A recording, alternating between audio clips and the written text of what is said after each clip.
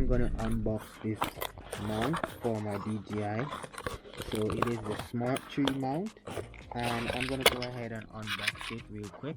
So this is what comes in the box, pretty much straightforward, and I'm gonna use it for my DJI mount, as I said, and I'm gonna show you guys. So here it is basically. So I'm gonna show you how to install it real quick.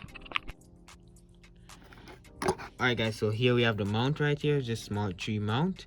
I'm gonna go ahead and install it real quick. So I have to take this apart first because this was just...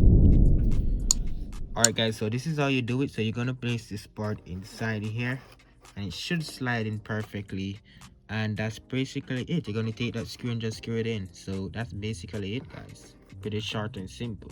And this gonna may be able for you to use it on a tripod and all those stuff.